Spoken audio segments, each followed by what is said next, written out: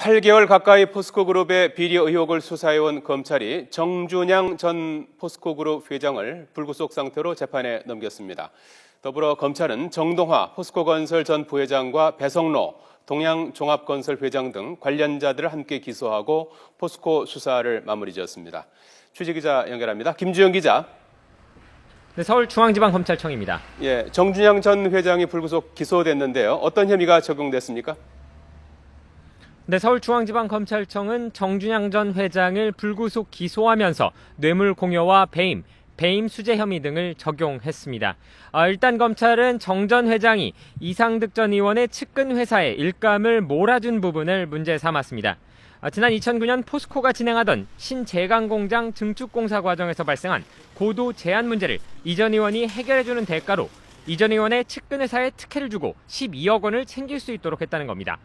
또 지난 2010년 포스코가 성진지오텍의 주식을 시세보다 고가에 사들이는 데 개입해 포스코에 1,500억 원대 손해를 끼치게 한 혐의도 받고 있습니다. 더불어 포스코 협력업체인 코스틸 측에 사업 편의를 봐주는 대신 코스틸 박재천 회장으로부터 금품 4억여 원을 챙긴 혐의도 적용됐습니다. 검찰의 수사 결과 발표 내용을 잠시 들어보겠습니다. 정준양 전 회장은 이와 같이 납득되지 않는 인수합병 등으로 재임 기간 동안 영업이익 4조 원 감소, 부채 20조 원 증가, 신용등급 하락 등의 상처를 포스코에 남겼습니다. 또한 정 전 회장 이외에 포스코 비리에 연루됐던 인물들도 한꺼번에 기소됐습니다.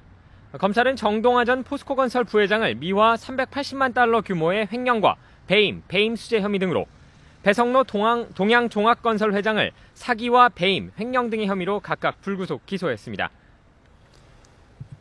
김주영 기자, 정준양 전 회장 등 포스코 전직 수뇌부에 대한 기소가 이루어졌는데요. 검찰의 포스코 비리 수사는 계속되는 겁니까?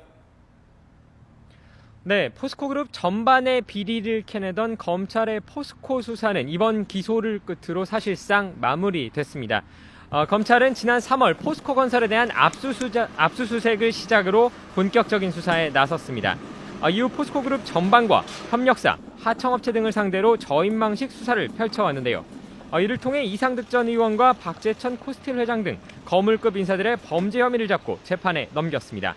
또 포스코건설 전현직 임원과 협력업체 관계자들을 무더기로 기소하는 등 모두 32명을 재판정에 세우는 성과를 냈습니다.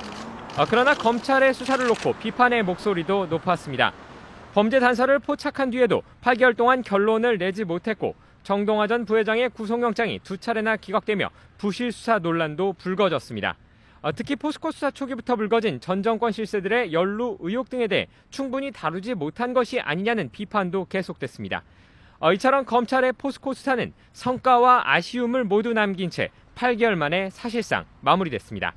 지금까지 서울중앙지검에서 YTN 김주영입니다.